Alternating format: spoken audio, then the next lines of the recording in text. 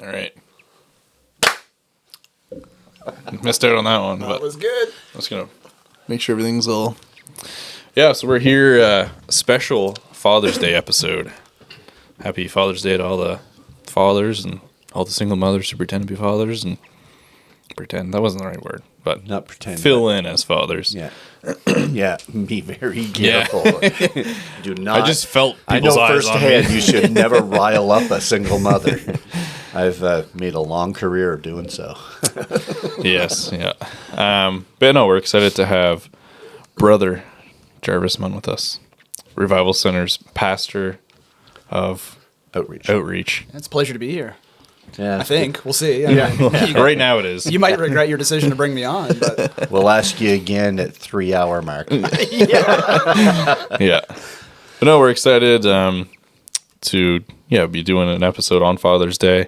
And this episode's going to be geared towards fatherhood and different looks and views on fatherhood and different aspects of fatherhood. I mean, we're all, just the three of us here, I was going to say in different parts of fatherhood. I'm not in fatherhood, but someday. I was like, I was waiting for a special announcement or something. But yeah, so we're excited. Producer's nervous.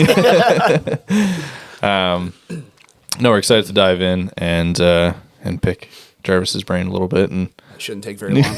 won't be much picking. But yeah, so usually we just kind of start episodes chit-chatting what's going on, what's new, what we've been thinking about, praying about. We just came out of a amazing church service. It's Sunday while we're recording this. It should be nap time, but we're making our sacrifice. And powerful service today at Revival Center. I'm sore from church, which is something some people don't understand, but if you're there, you get it. But powerful, and excited to go back here in a few hours and Amen. round 2 of it. So that's what's up with me. I just danced a lot, and I'm very sore and very out of shape. And I'm 300 pounds, and I did the same thing. So the fact that EHS didn't have to be called is a good thing. I've known Jarvis, known of Jarvis since he was a wee lad, but and known his family, and he hails from a big city of Doketown, New Brunswick, and they have a great church there, and he comes from an incredible history and a lineage, as we say in Bible circles, but an incredible lineage of godly fathers. And we're going to talk a little bit about that today, but Jarvis himself is a godly father, and doing his best. He has amazing kids. Daughter Zara, and Tage is just, oh man, and I'm not picking favorites here, but Tage plays guitar, so you know what I'm saying? And better than you. Yeah. And I showed him how to play D, because I know that one, and he goes, yeah, I don't like to push on the strings. I said, why not? And he said, because it hurts my fingers. I just do this part. I was like, yeah, he's going to be a piano player. Which, honestly, I didn't know was an option, because, I mean, my fingers are sore from this morning, so it would have been nice to know that was on the table. Tage has some tips and tricks. And what is very cool, and I will say this, both of your kids do this, but, of course, Tage, when he plays guitar, he's playing, like, pretty much this far from me when I'm playing guitar, but he'll just be playing along, and then he will pick up the guitar and sit it down and put the pick usually in the sound hole. And as soon as he does that, he turns around and he raises his hands and starts to worship God and sing along if he knows the words of it. But I've even seen when we were singing one thing, he is saying something else. So he's talking to God, having a moment alone with God. And maybe sometimes it's because he knows he's in trouble after church and he's trying to let his mom know, but look at this. I don't know. Maybe he's not like me at all, but I did that. I know I had a great move of God on certain Sundays when I was going to be in trouble afterwards. But you can see, in that posture, you can see he's he's being raised right. I'm not saying you know all the answers or anything. If you did, boys, we need to sit If down. you could start spilling them out, that'd be I great. certainly do not. But Yeah, especially even at this age, I could use some instruction. But it is a huge honor to have you as a part of our church and a part of our pastoral staff. But it is a huge honor to have you on this podcast. yeah, I'm excited to be here. Again, I mean, I've been a father for 9 years now, and still figuring it all out. But fortunately, the Lord has blessed me with a couple of great kids, so it's made it a bit easier probably than I deserve. But thankful that my kids love the Lord, and they're good for the most part. They have their moments, but don't we all? Yeah. Were you easy to raise? You know what? I was told that I was angelic.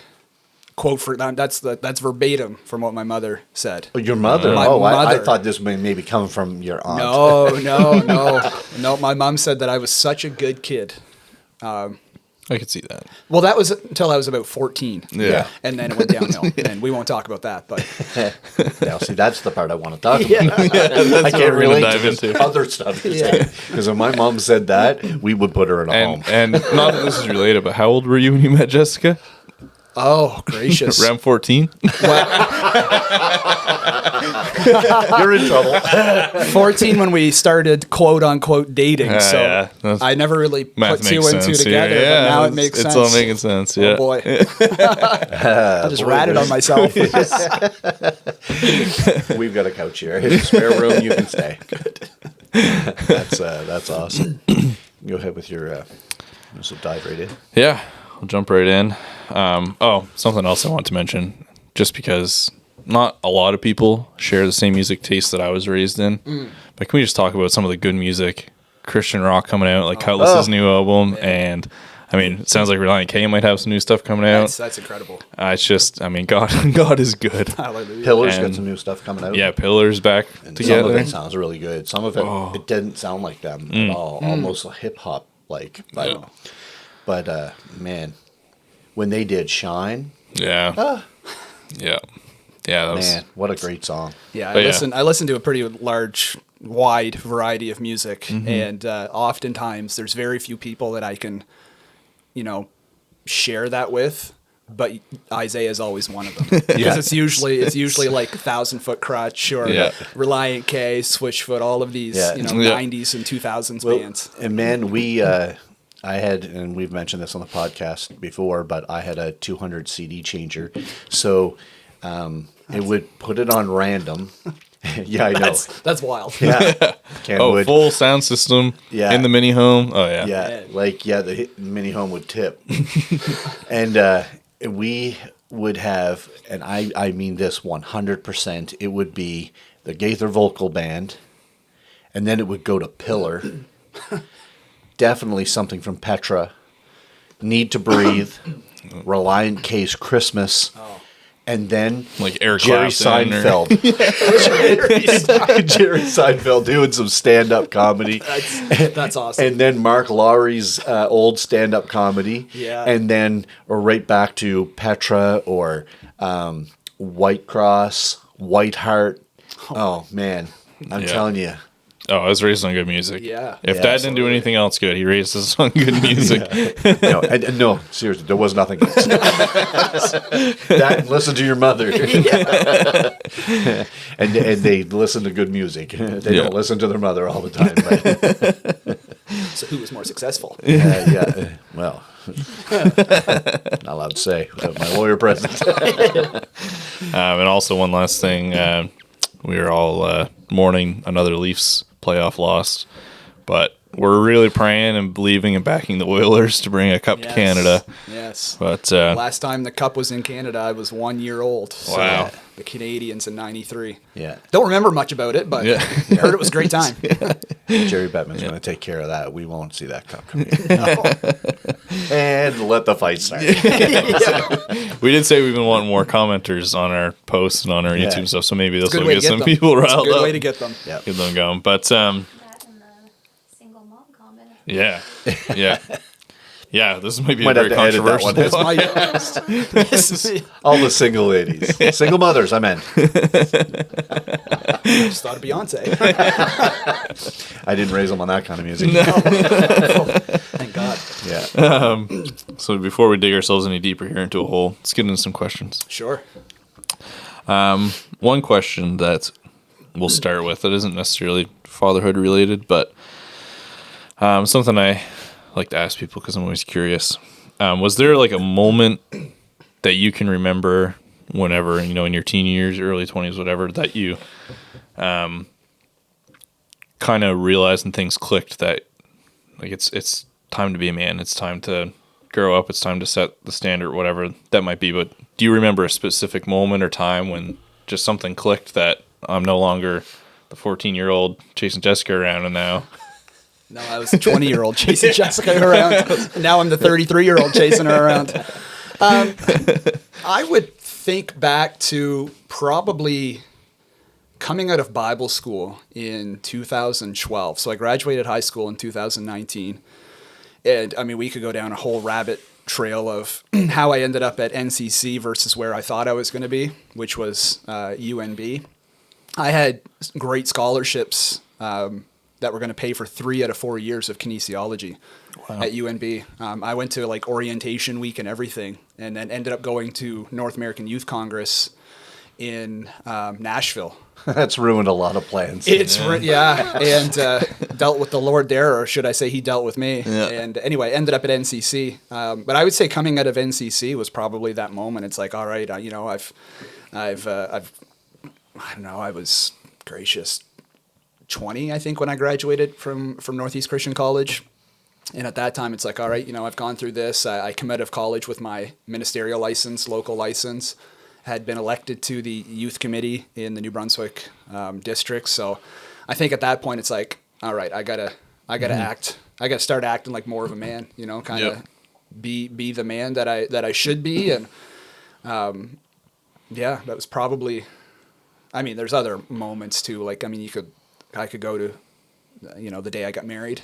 It's like, all right, now I really got to man up. And then since this is a, kind of a bit of a Father's Day special, I look back to April 28th of 2016 when I held my daughter for the first time. I was like, oh boy, I thought I was doing pretty good. Yeah. And then I'm like, I got to do really good now. It's weird how the day before and the day of you holding her in your hands, it is miles apart. Changed everything. It Changed I everything. remember the first time the doctor passed me Isaiah and the purple little dinosaur that he was, and put him in my hands, and just the gravity of the, you fool. Yeah.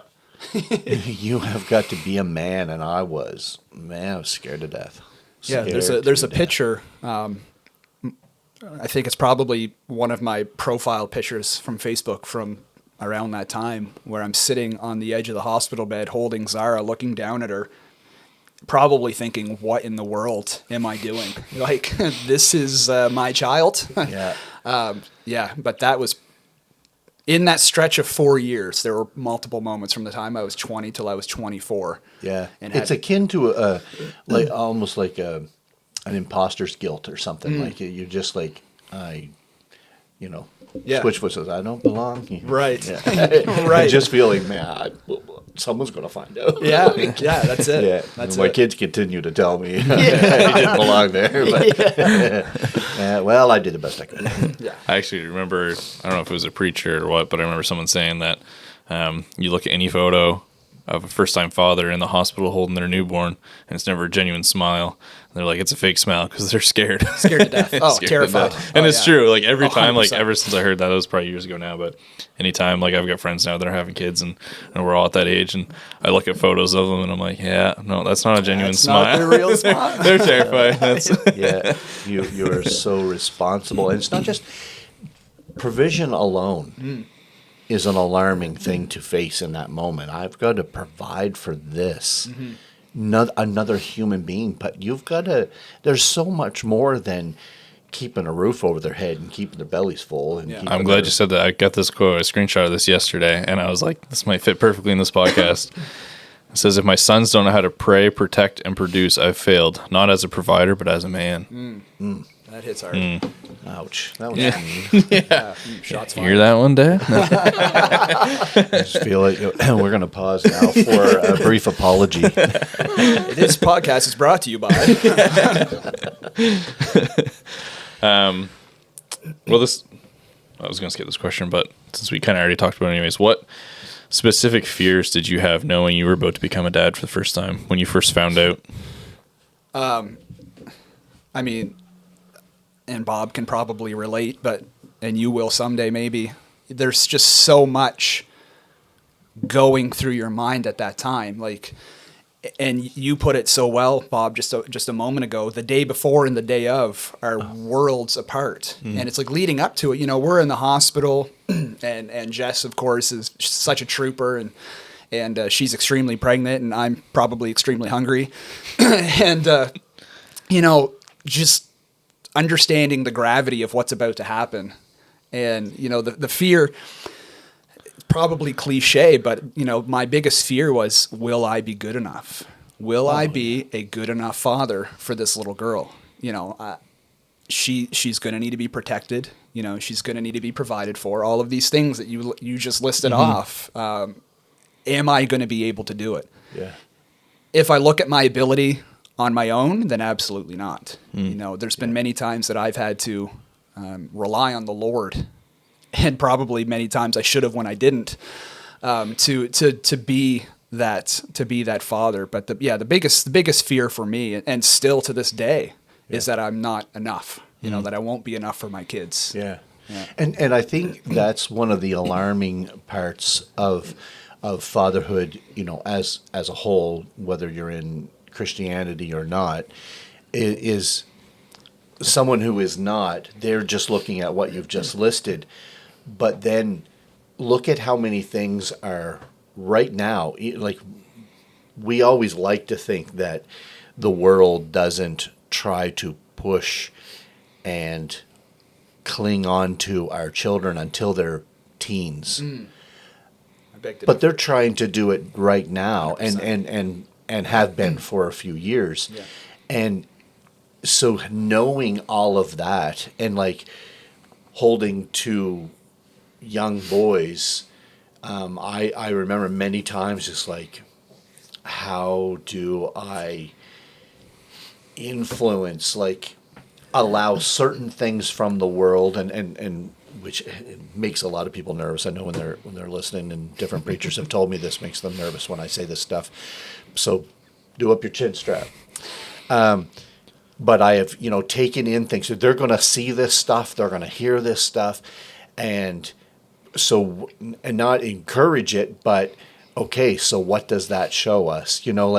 There's so much more heaviness than just, providing, right. But to provide a place where they can see the world, but rise above it. Yeah. And realize that we're in it, we're surrounded by it, sometimes drowning in it, but we're not of this world. And man, that was terrifying because I hadn't figured that out myself.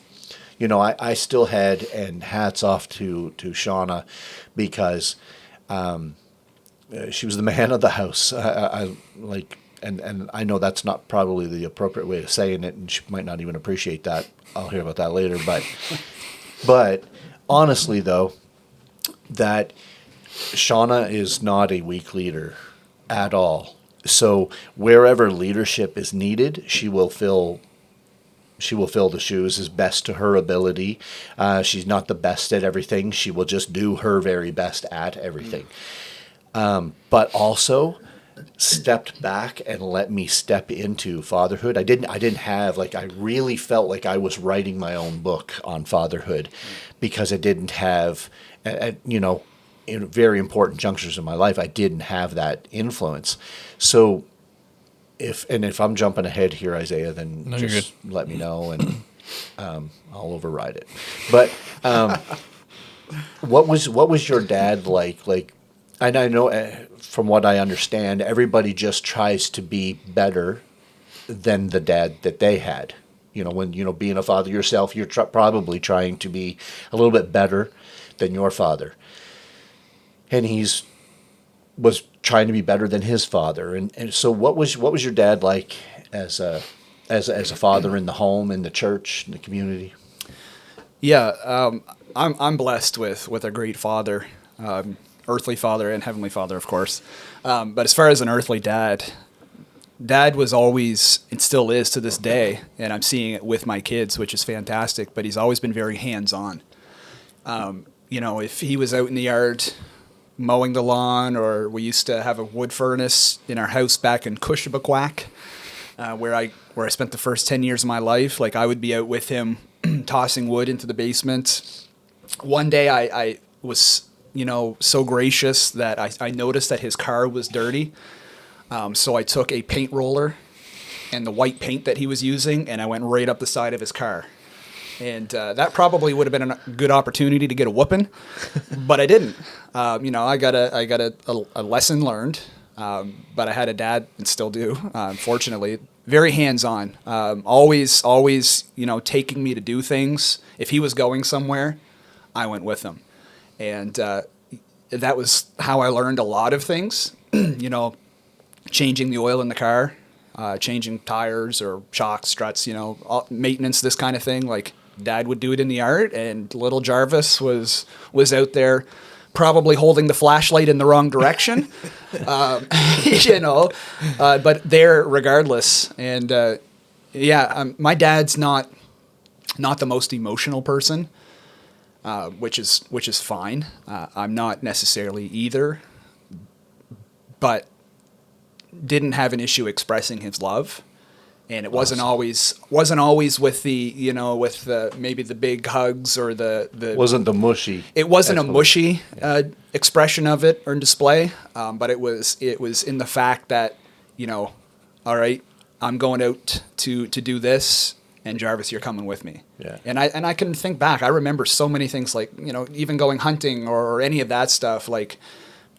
From as far back as I can remember, I was always tagging along with Dad wherever he went, and very, very hands-on approach. And I'm seeing that with my children, with his grandchildren. He does the same thing. When we go to visit my parents in Doketown, Dad will be out in the garage doing whatever, and the kids are out right beside him, and little life lessons, teaching them little things here and there. Will they remember it? I don't know.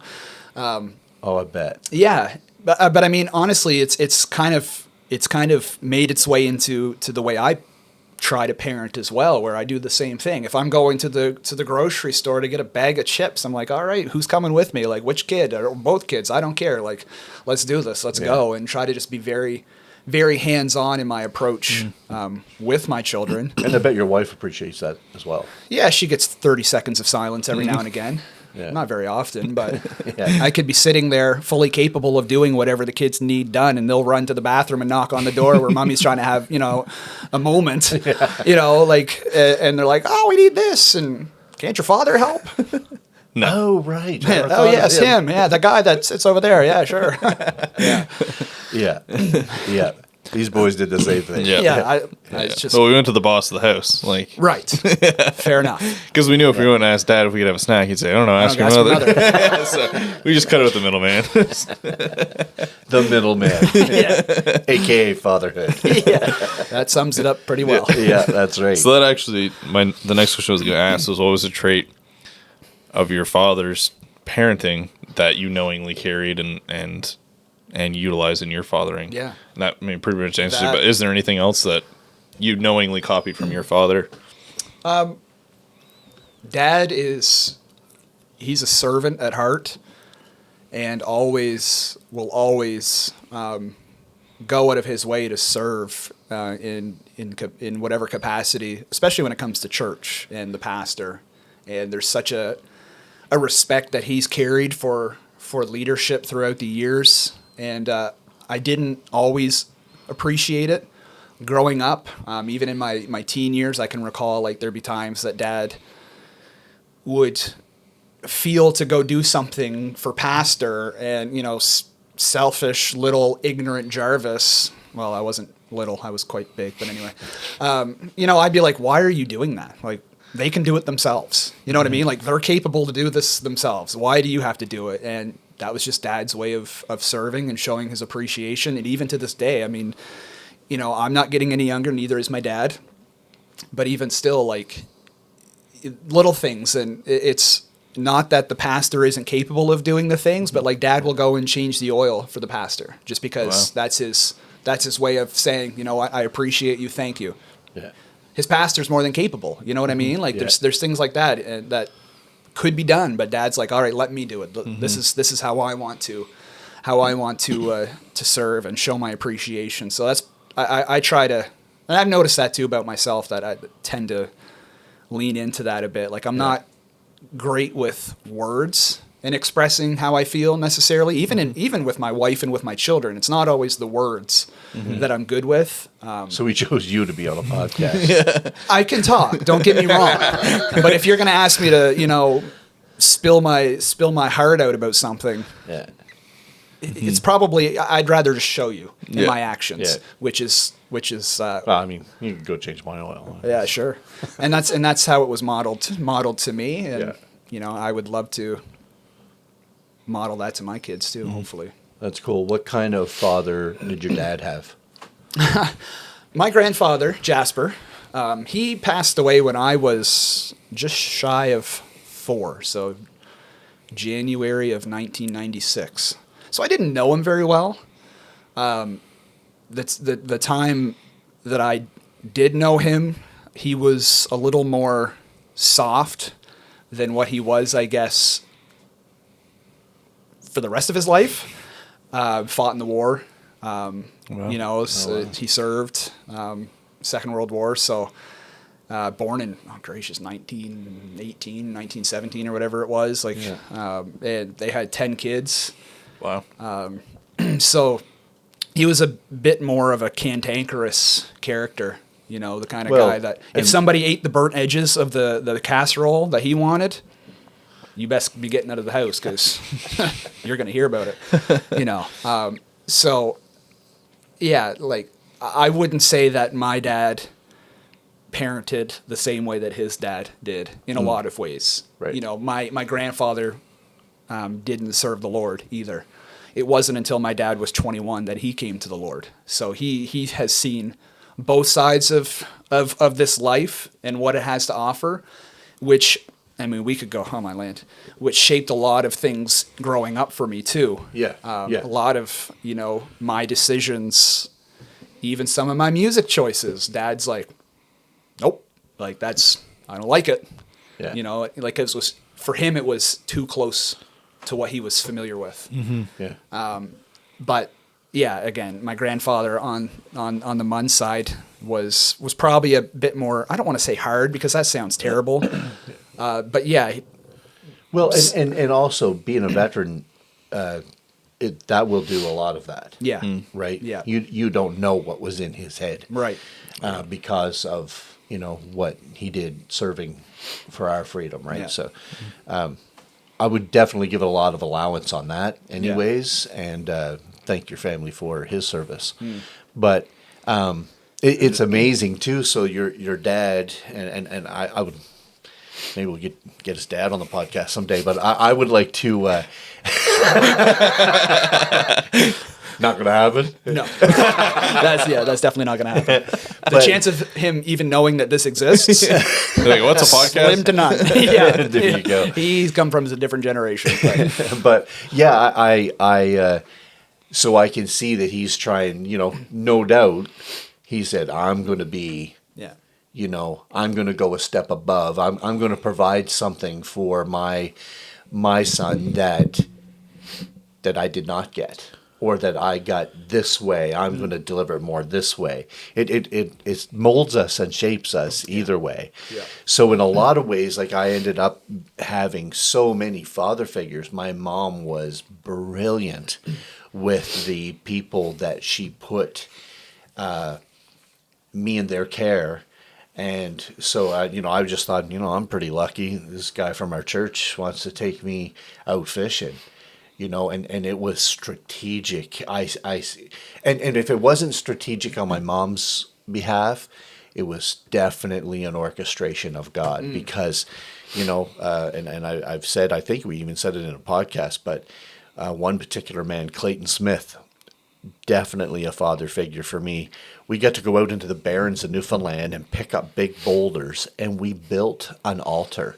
I mean, this was exhausting. It was hard work. I was just a kid, and we built this. We didn't call down fire from heaven or anything like that there. There was no fatted calf around to have a barbecue with either.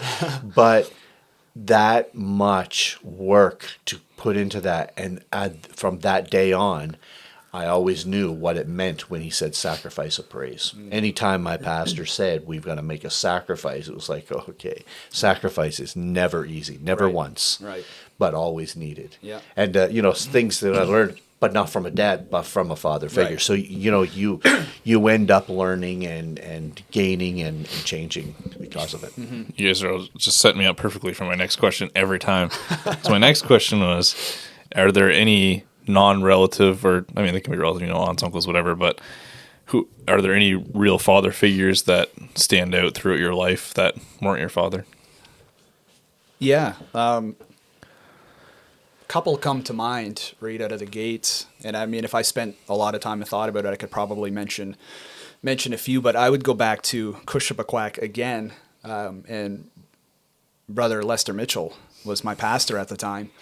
And he was always, great with the young guys, the kids in general, the whole Sunday school. I mean, a fantastic pastor, very well respected by my family and all the families, of course. And he was always just a great leader, great pastor. And then when I went to Bible school many years after we left Cushpaquack, he was actually the dean of the Bible school, and he kind of kept a close eye on me there as well. And I spent many evenings in his and Sister Mitchell's apartment, just chatting and talking about frustrations or victories or whatever it was. And he was always an ear to listen. And then I think to the past decade in Shediac, where Jess and I were so privileged to minister and serve alongside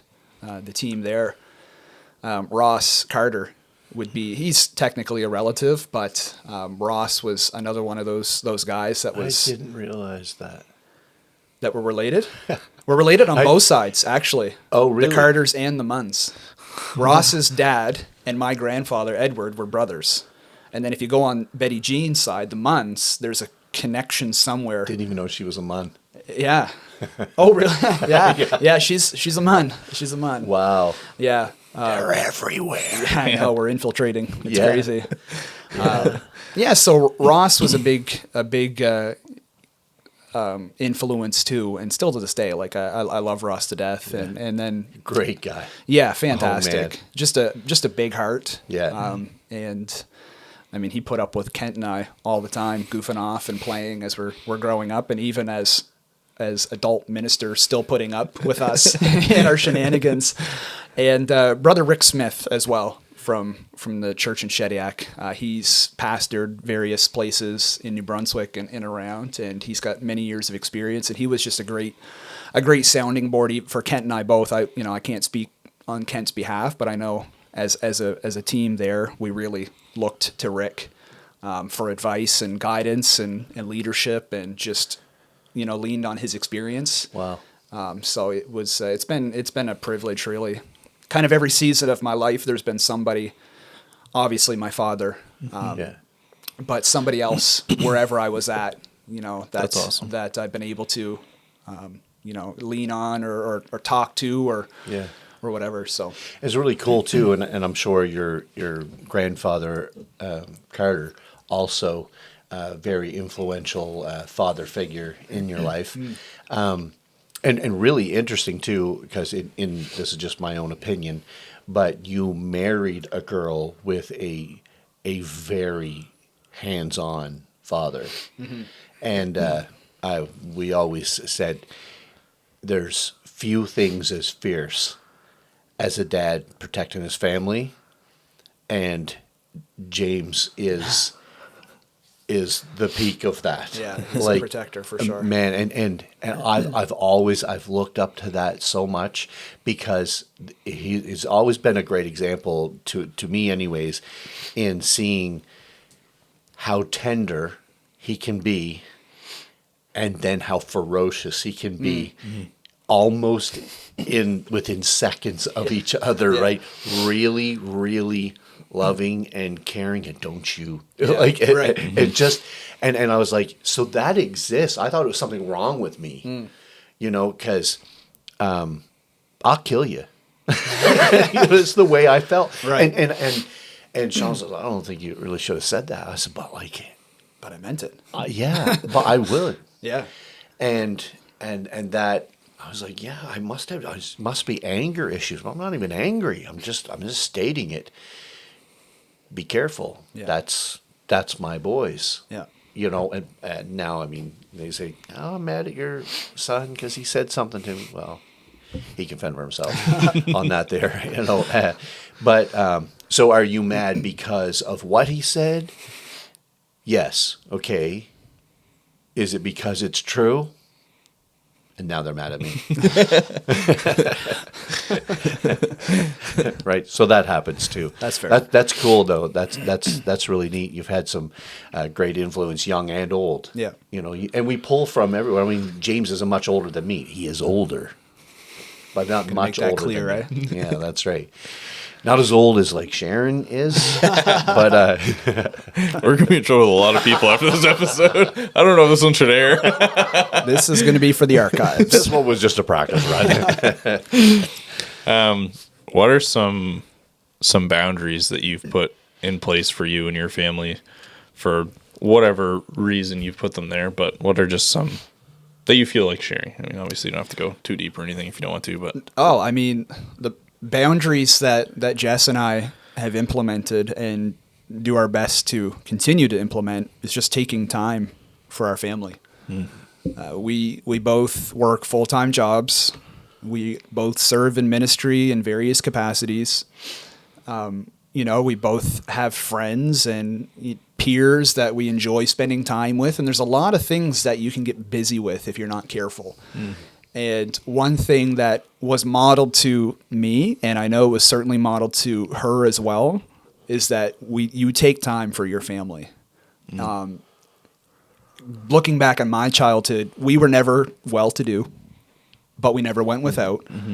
But every year, we went on vacation. Every year, I remember, gracious, I don't know how many years in a row it was. We would go to Prince Edward Island, and we would go to Cavendish, and we would do the same things every year. And I loved it.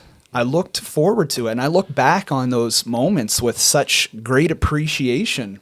I never thought anything different of it. I mean, the world has changed, and the world's a lot smaller than it used to be. Yeah.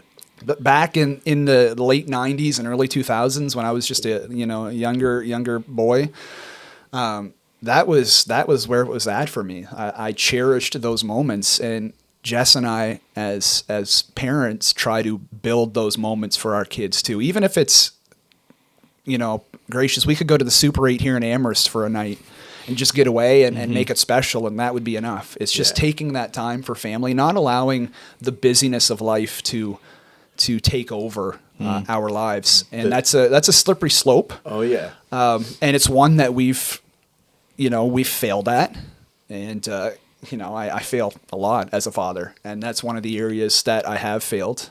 But we really try to implement that time. It's whether it's daddy Tage time, daddy Zara time, mummy Tage. We spend time as a family. We were just chatting earlier, and Tage loves golf. And both of my kids are very athletic. They did not inherit that from their mother. She will be the first to tell you. Not that they inherited it from me, but they're just super athletic and adventurous and sporty. And Tage was at the driving range, and he was hitting the golf ball 100 yards, and he's 5 years old. I'm like, you're hit it further than me. Yeah, he's just inclined that way. And Jess is like, she speaking my love language. She's like, we just need to go to Bacon's Par 3 as a family, the four of us, and go play some golf. I'm like, hallelujah. I'm married well. I know. Yeah, I knew in that moment, 12 years into marriage, I knew in that moment I made the right decision. But yeah, it's those moments, taking time as a family. It doesn't have to be anything big. It doesn't have to be some expensive adventure. No. Mm-hmm. The Lord has blessed us, and we've been able to take some nice vacations. We've been able to do things as a family, and I thank God for that. But if it's a drive through at Tim Hortons and getting my famous 10-pack of Timbits, I get a black coffee and a 10-pack of Timbits, and it's almost a religious experience for me at this point. But just driving around and just chatting and laughing as a family, that to me is it's so valuable, and it's something that we don't want to lose sight of. That's awesome. Cool. Yeah, I remember growing up, we were the same thing. We always did a vacation every year. And Mom, our family's not planners. You can ask my wife. We are not. We are planners. We're just not. Not good planners, or no, we're great planners. Okay. But we just leave it to one person, and the rest of us don't ask questions. So, nice. anyways, this feels like a personal attack. Go with Shauna. But Mom would plan these vacations, and I mean, a lot of years we just went to Hopeville and stayed. Well, at that time it was probably staying with Birdie, but go and stayed at Grandma and Grampy's. Like, it was never anything big, but it was the time of our lives. And then, we made it real big one year, and we went to like New Glasgow and stayed a night in New Glasgow, which, I mean, it doesn't get any better now. Yeah. And then took the ferry over to PEI and spent a night or two in PEI. And that's awesome. And I mean, that was like, the summer of my childhood. That time, actually, we stayed in Pictou, or New Glasgow area, and then we went to PEI for the day and come off the bridge, and we were like, 3-hour drive to Hopeville. Why don't we go home for a night? And the boys were like, no, because that's right in the middle of vacation. We can't go home. That's right. And so there we are coming, off of the island, and we're going through Jolicoeur, and I was like, well, we could stay at a hotel in Sackville. Sackville, right there. Yeah. And we stayed at the Coastal Inn in Sackville, and I remember the boys going in, and they were like, we're staying at we raided like a vending machine and go like all these tiny little bags of chips. So we had like 8 bags of tiny chips. I love it. Literally like 10 minutes from our house, but it was the best, right? Like, you can't just go home in the middle of vacation. No. Like, that just ruins it. And Shauna, the whole time, she was saying, we can't really afford this. We can't really afford this. And then they're like jumping on the beds, and they're just like, sorry, Coastal Inn. But they were like so wired and so happy. And I was like, listen to them. Oh, my gosh, we're never going to get sleep tonight. And Sean was like, we can't not afford this. That's right. And that's you just can't. Absolutely. How special is that? Coastal Inn in 15-minute drive, right. Not special at all, but yet the most special. In so that memorable. Moment. Yeah. And even as we got older, I mean, me and Dad were just talking that we need to plan another trip soon, but we did guys trips. Me, Dad, and Braden would go, and like we went to St. John and stayed at what is now known as the Q-Tip Hotel, because there was a dirty Q-tip on the heat thing in our hotel room. No, and I mean, you guys named it the Q-Tip we call Hotel? it the Q-Tip Hotel now. It's Howard Johnson. Oh, good to know. The Hojo. and right on top of the thermostat was a used Q-tip. And I mean, disgusting. man, it was, Cheeto dust on both sides. Yeah. It was gross, but that you couldn't see into the pool. We're down there with our swimming trunks, our towels, and we're like, I don't think we're going to swim in this. no, I don't think we're going to do this. You want to go back to the room? You had a steak dinner was $9.99. Oof. Yeah, simpler times. No gristle And in it then either. we went to play pool in like the arcade room, and some guy showed us how to use the coin operated pool thing without ever losing your dollar. Like, Man, honestly, the most expensive thing we did that weekend was probably steak and pool. Yeah. But it was a great weekend. Like, it's still absolutely. I mean, it was awesome. I was just getting into photography, or had been into it for a couple of years at that point, and me and Dad went and walked around St. John like 11 o'clock at night and took a bunch of photos, and like it was just a good time, and like nothing too expensive. I mean, the hotel was the most expensive part, and but I mean, just taking those times away, and and we again, we were very fortunate, and we spent, I don't know, 8 or 9 days, whatever it was, in Orlando this past March break for the kids. And, you know, it's something that I never got to do growing up. We went to PEI, like that was as far as we went. And, you know, God's blessed us, and we were able to take this trip with the kids, and we asked them recently, just kind of reminiscing, you know, like about the heat and the nice weather. And we're like, you know, what was your favorite part about the trip? The pool. Okay, so we flew to Florida so that you could enjoy a pool that we could have gone down the road to the Super 8. We should be sponsored by the Super 8. I've referenced that a few times now. Yeah. I'll take a night stay. Yeah. Red Bull, you might have to hold on. But I mean, it wasn't all of the things. It wasn't anything other than, you know, they enjoyed being there at the pool and just getting to swim and have fun, you know. We went to Ontario. I don't know how old I would have been when we went to Ontario. We drove out to Ontario to visit.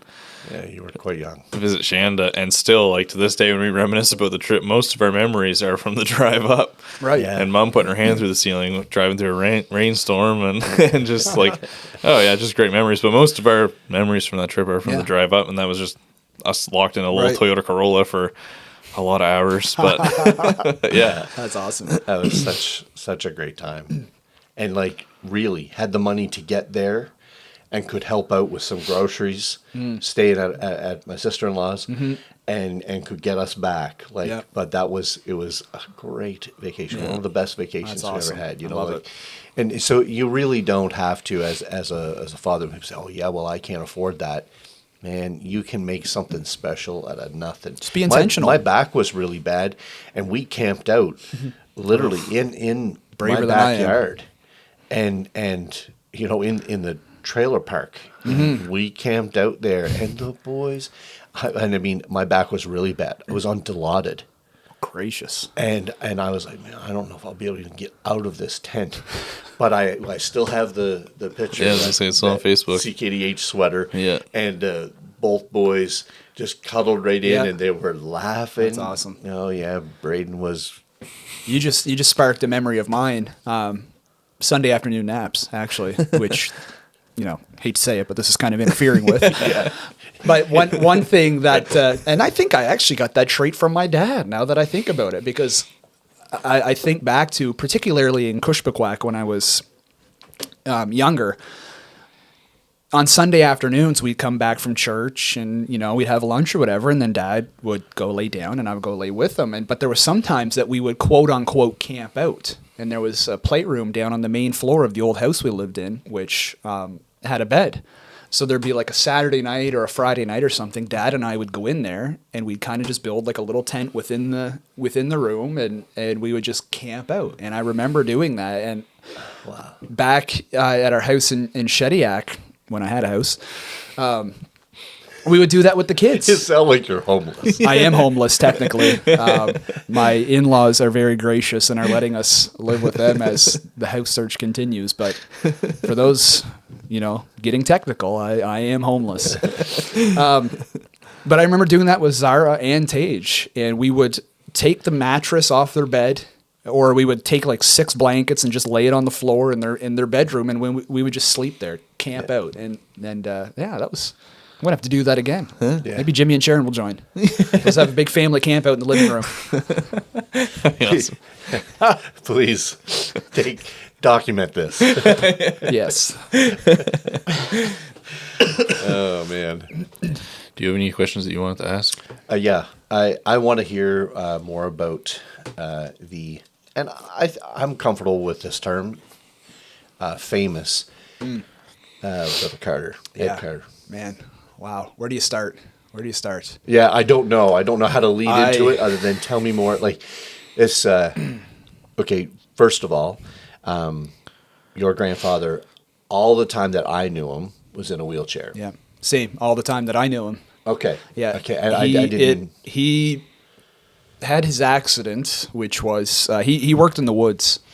He worked on the farm, but worked in the woods as well. And him and his brother, Charlie, would always cut wood, and they had a skidder, you know, and driving that. And there was one fateful day that I don't know if it was the wind or what it was, but the tree fell on my grandfather, and broke his back.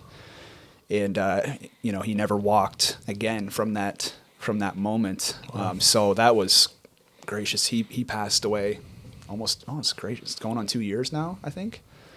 So it had been 34 or 35 years at that point that he had been in a wheelchair. So all of my life. Yeah. So that's how I knew him. The puppy was what I referred to him as. Everyone else called him Papa. For some reason, I called him Puppy. I don't know, but that was my puppy. And what a great guy. Like larger than life. Yeah. Yeah. Like, and being, here in the Amherst Church, anytime that I heard about Brother Carter, it was usually from like a Manly Lorraine Hawks. Yeah. And Brother Hawks, his countenance would change when he was talking about Brother Carter. Like it was just such a great man, like in the comments, and it was more the aura around the conversation, and your grandmother, of course, worked circles around majority of people and without feeling incredibly guilty. We won't talk about that a whole lot, but talk about your grandfather's faith and how, because I know that his faith molded a lot of yours, and not just yours, like there's quite a big family we're talking about here. The whole family. I mean, if you look at our immediate family on the Carter side, I forget the exact number, but there's like something like 7 or 8 licensed ministers amongst the children and grandchildren. Brother Carter, and still growing. Yeah, absolutely. Like Brother Brent Carter is the superintendent of the New Brunswick district. He's been involved in ministry, pastored all over. He's done so much for the work of the Lord himself. Colleen is a missionary. She's been in the foreign fields for 25 years, doing that as a single lady, which, in itself could be a whole other conversation. Keith, my Uncle Keith, and my mom as well, both very heavily involved with ministry, always have been. And that's what was modeled to us, but they got that because it was modeled to them. I've heard them say, if the church doors were open, we were there. Yeah. There were no sick days from church. No. If you're sick, well, that's the place you need to be. We're going to the house of the Lord. Yeah. And my grandfather, the service, this is crazy. Like the service before his accident, they had a blowout service. They had some kind of old school church like we had today. Mm-hmm. It just kind of broke loose, and he got up and he proclaimed, if I never walk again, I'm going to serve the Lord. Wow. And that next week, he was paralyzed for the rest of his life. And never walked again. That's crazy. But he served the Lord. And then, if I'm going to jump ahead here, I remember you were telling me about the last thing that either a text that he sent to you. No, it was... It's connected to what you just said. Yeah, okay. Just hang on. I'm going to bring it up here. That's no problem. So my grandfather, of course, he's gone on to be with the Lord. And on his day of the funeral, as he's in the casket, he read through the Bible multiple times a year. He taught more Bible studies than I could ever dream of teaching. Wow. And he did all this with, an obvious disability of the body, but his mind was far from disabled. It was attuned to Christ for sure. Yeah. And so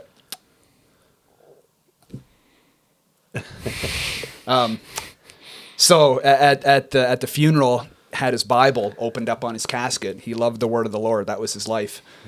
And that particular year, he passed away in November 1st, actually. And that particular year, his health was in a decline for the year. Yeah. He only made it as far as Psalm, the 122nd Psalm, and that was left open on his casket. And it says, I was glad when they said unto me, let us go to the house of the Lord. And now we are here standing inside your gates. Wow. Yeah. That's crazy. Man, I lost it when I read that. Like I just was overwhelmed with emotion. What a cool connection, though, to what you just said. Like, if I never walk again, I will serve the Lord. And then he goes into being paralyzed for 35 years. 35 years. And then on the way out, but I'll be standing. He's standing in your gates. So he's standing in God's presence. The next day, paralyzed. 35 years later, he's back to standing. Back to standing. My goodness. But standing in the best place to stand. Yeah. Yes. Right? Yes. There's gonna be many people that make it to heaven because of my grandfather. Wow. Not because he was, a famous preacher, not because he, It wasn't actually a licensed minister, though.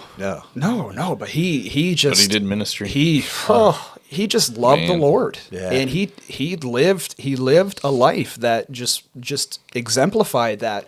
And I wouldn't get into specifics, but my grandfather and grandmother gave sacrificially to missions and to the church. Like, we're talking 6 figures of giving. Yeah. And you got to, like, my grandfather's on a fixed income. Yeah. He's disabled. My grandmother wasn't able to work because she was a full-time caregiver. Yeah. She did work a bit earlier on, but as she got older, she retired. Poor thing.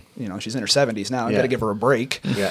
But they just always gave. Yeah. Always gave. And never went without. It was always returned to them in some way, shape, or form. But just the amount numerically that they gave to missions. I mean, again, we could talk about my grandmother and how many roofs she's raised money to put on churches, but it was just a life. That's incredible. It was a life that was lived and exemplified. Yeah. There's one thing, and I'm pretty sure it was Colleen that said it, but it was definitely one of his kids, but I'm pretty sure it was her. And she said, everybody has heard the phrase, if the church doors are open, we were there. Well, my family was the ones that opened the church doors. Yeah. We were the ones that unlocked the church doors. Absolutely. So that they were open for everyone else to go there. And then another thing was Colleen had said, I wonder what would happen. This was just in a discussion. It's not like she was preaching at this time or anything. Like this, just in a chit chat. But she said, I wonder what would happen if everything that my mom and dad managed to raise money and to put into missions, if we could just withdraw all of that money, how many missionaries would not be on the field or would not be able to function and have to come home, would not have their vehicles, would not have their washing machines, would not have transportation, whatever. And you begin to see the ripple effect of somebody bought a couple of books at Miller Lake Camp from your grandmother. But that went towards buying a vehicle, a motorcycle for a missionary to get to the boonies, to bring this beautiful gospel that we danced about today. But we walked into, the church already had an atmosphere when we walked in there this morning, right? Yeah. And these people, I walked from the vehicle and I parked on the farthest most point of the parking lot. But a lot of, people in these foreign fields walk and walk and walk and walk and walk. Yeah. They walk a whole county, in our terminology, they walk a whole county just to get to church, and they stay there for 4 hours and don't get to sit. Right. It's just amazing. I've spent several months on AIM as an associate in missions in Ghana, West Africa, where Colleen, my aunt, spent 20 years and was privileged enough to walk into church buildings that had been built because my grandmother and grandfather gave. I would walk. Like? What's that like? What goes through your head? Like I can't imagine. I mean, first of all, I'm like, they're too good. How is anyone else supposed to live up to that? Those are some big shoes to fill. My grandmother doesn't have big feet, but she's got some big shoes. And it was the same with my grandfather,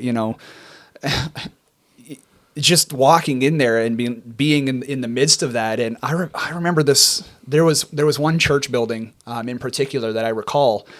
And it's funny you mentioned that the members, the men of the church, that morning, on that Sunday morning, they come out with their machetes and their tools, and they blazed a trail so that Colleen and I could drive up the hill in her Move the Mission vehicle. Wow. She's for Christ at that time. So that we could get up this mountain to a village where it was untapped, you know, and here's this building being erected because 2 people in New Brunswick decided to give. And you walk in and there's 300 people crammed into a place that would seat 50 comfortably. and it's just wild. And, you know, there was numerous people that were healed. Numerous people received the infilling of the Holy Ghost. Had to change you. It did. In more ways than I could probably express. And that's something actually that I want to share with my kids more. You know, they're still young, and Zara, I think, would probably understand a bit more. Tage would probably lose interest pretty quickly. That's his personality. But, you know, I want to be able to share those. Dude. He is a guy. He is 100% He is such dude. a boy. He is such a boy. I love it. Oh, man. he's a hoot. Yeah. But I want to share those things with Yeah. them, you know, and not because, you know, Daddy got to do that, but honestly, it's just it's a continuation of the legacy of my grandparents, of my grandfather, and what they've done. He never stepped foot, no pun intended, in Africa, right? He never. But walked all over it. Oh, yeah. I mean, there's people in that nation now that are, you know, they're walking around because of him. You know, churches. Wow. That's amazing. And I seen somewhere it was right around, maybe it was right at the time of his funeral, but a picture of the empty wheelchair. And like, and your grandfather's a big man. He was a very big man. Yeah. And I just seen that, and man, and it just like the legacy and the like a thunderous message. Oh, you want to talk about someone giving some tongues and interpretation? Yeah, man, that he was. And that's the thing. Like anyone you lose like that, you know, here in Amherst we lost, you know, Bishop Harold Cole and so many others as well, of course. But who's gonna step in, right? Because they're big vacancies, man. Yeah. They're big vacancies. And then I like, and I don't mean that as in so who's going to do it? But I mean, like, you know, Lord, I'm willing, but like, that's a huge vacancy. I'm pretty big, but that's not what we're referring to in size. But that vacancy, is massive. That love for soul, just tangible. And do I love souls that much? And if not, why not? And how can I change it? And oh man, it's a sobering thought. And I know, like, from the father figures that I had, I even now, like, I know my boys both still need me as a father, but I feel still I haven't figured it out, and I still feel that the example set, I don't think I'm equipped to rise to that level of direction and wisdom and care, and it must be very similar for you, like. Yeah. You know, your dad set the bar pretty high by the sound of it. Yeah, absolutely. Your dad set the bar pretty high. And your grandfather, you know, Yeah. while seated, set the bar incredibly high. Yeah. And but has affected so many. If I could affect a quarter. Yeah. I mean, leading up until he passed away, he was still teaching Bible studies. You know, like, it was unreal. And there's so many people. There's some families in the Miramichi now, Filipino families that were calling he and my grandmother mom and dad. You know, like they just took them in, and that was the kind of people that they were. And my grandmother's still the same, but they would just welcome anybody in. It didn't matter. You know, they would welcome you in, and they made you feel loved. Yeah. And then they taught you about the Lord. Yeah, somebody was saying there was a story, like you guys were having a big family visit. So all of the family came to town, and they were all at their house. Yep. And somebody was just driving through and hadn't had contact with them for a long time, and was because I remember seeing the picture and somebody was saying, and this is this one here, and this is their kids, and this is their kids, and they're just going through the family tree pretty much of who's all there, and then it's like, and who are these people? Well, they're actually not related.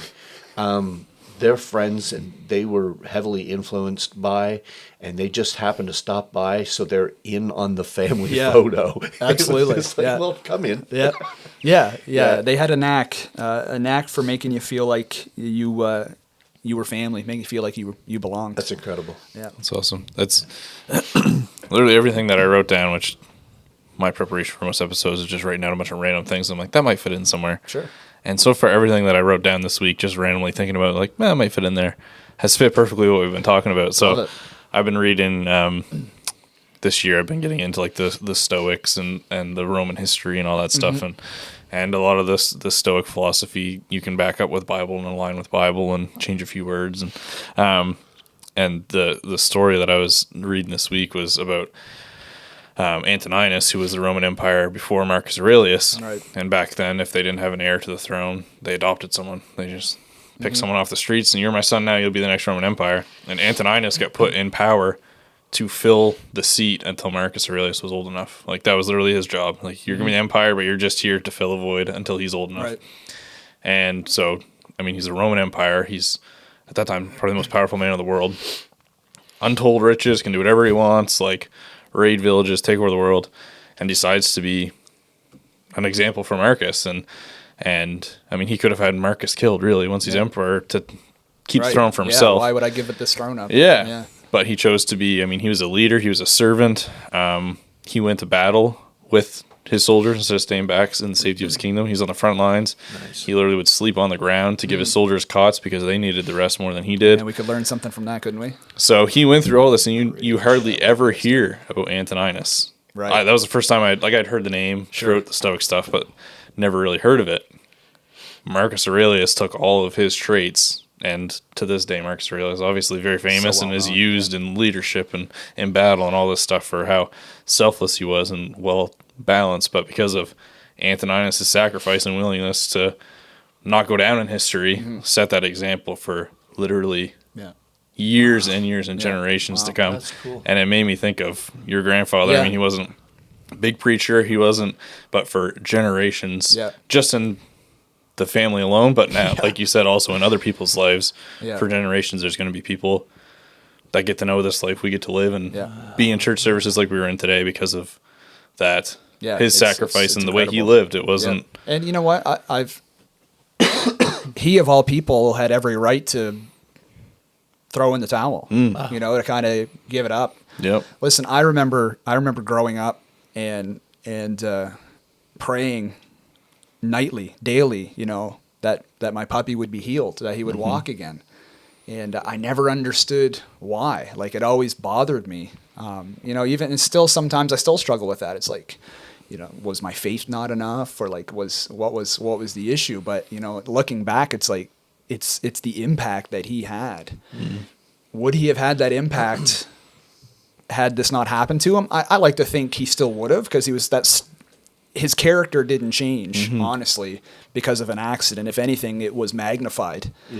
But just, you know, struggled with that idea. But you look through, and again, I mean, you look in our family, and it has made its way into his kids, his grandkids.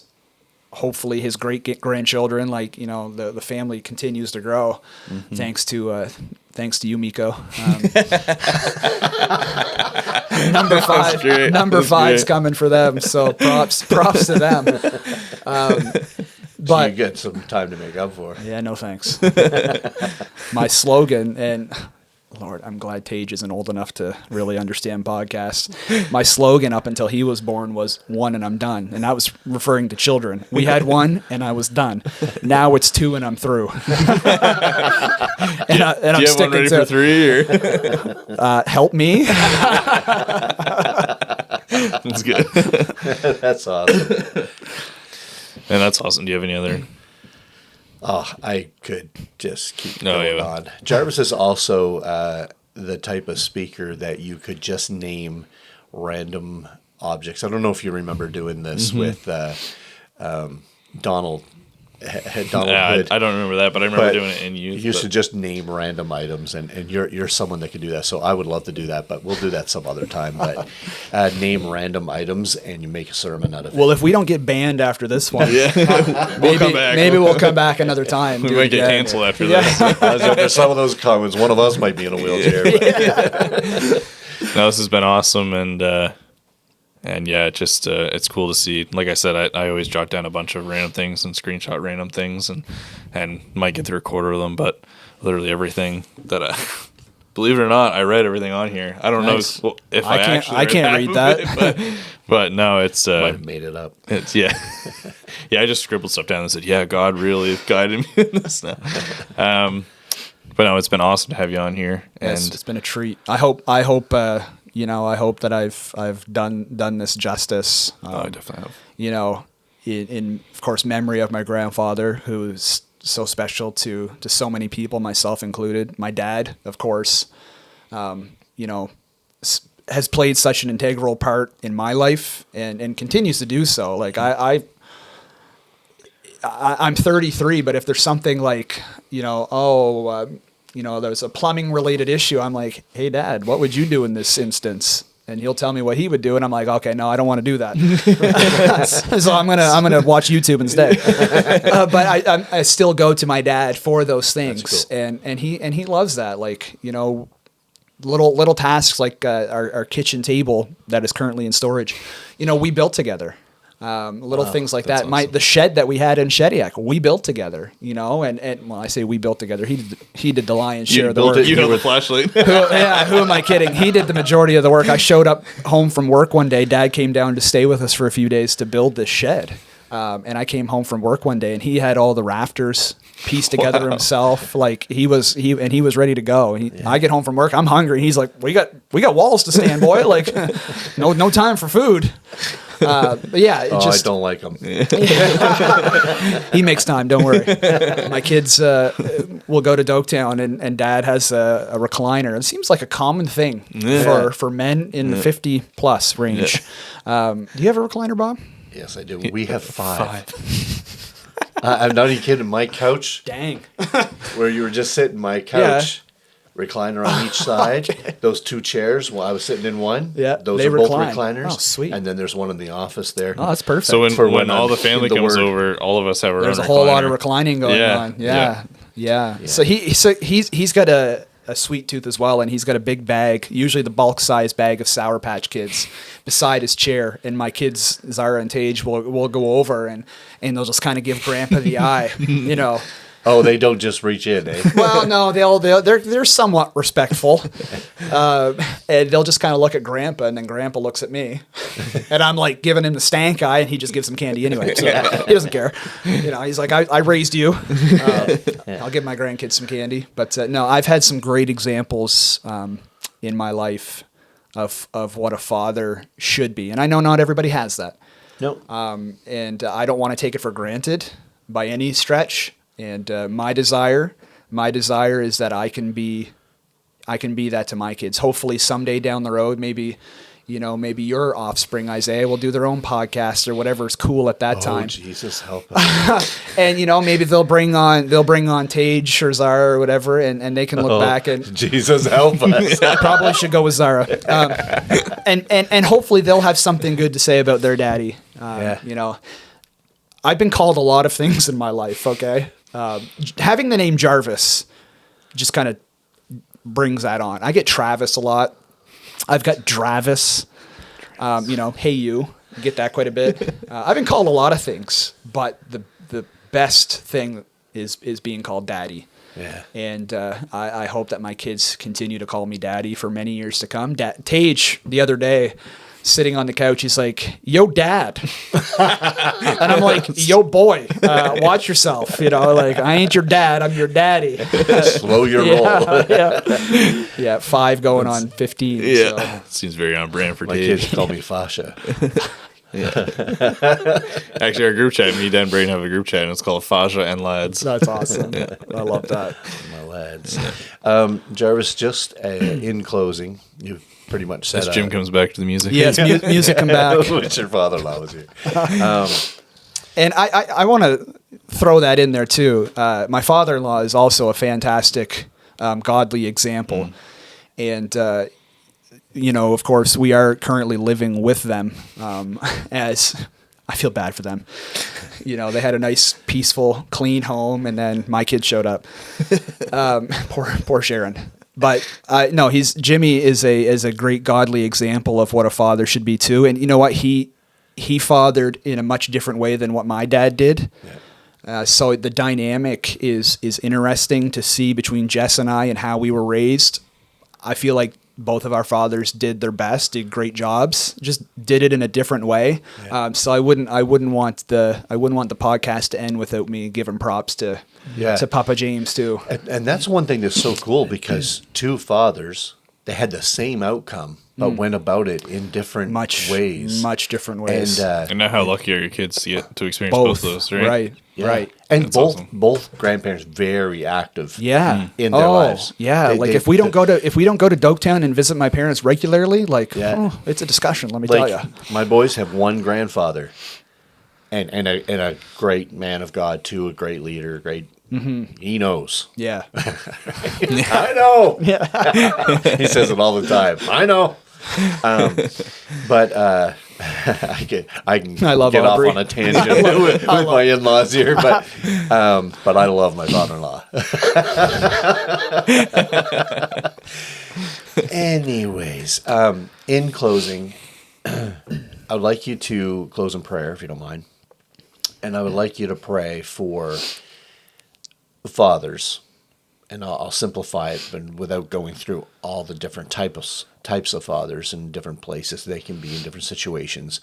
But you know what fathers are feeling. There's a lot of pressure around, whether they're trying to raise their kids in fear and admonition of God or not. But fathers have am I really needed? And then others are like, I'm needed and I don't know if I'm equipped. Right? So pray for fathers, but also pray, and this is very near and dear to my heart, but pray for the single mothers who are doing their very best. And they know they can't be the father that their kid needs. But man, they can do a bang up job of filling in, and I have a tremendous testimony of that. Yeah. But yeah, just pray for the single mothers on Father's Day. You wouldn't get that on probably any other podcast, but it's important to me and important to. We do have a couple of single mothers that tune into our podcast, which thank you very much for listening.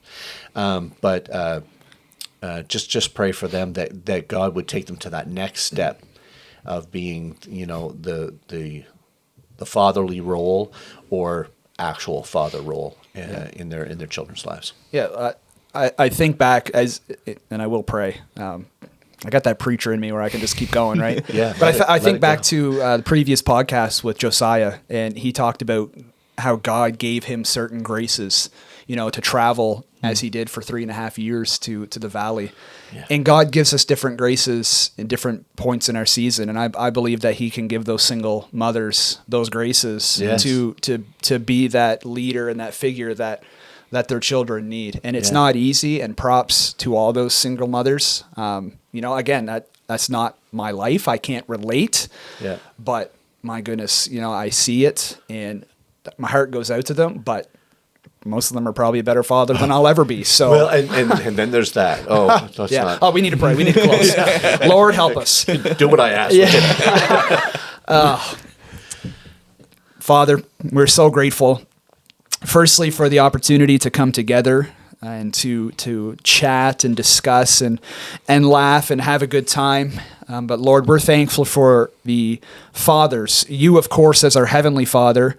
But our earthly fathers that have been put into our lives, that have taught us so much, that have borne burdens that maybe we aren't even aware of, And Lord, I know for me as a father, I pray that you would continue to give me the grace to lead my home, my children as I should, as you would desire, as is biblically sound.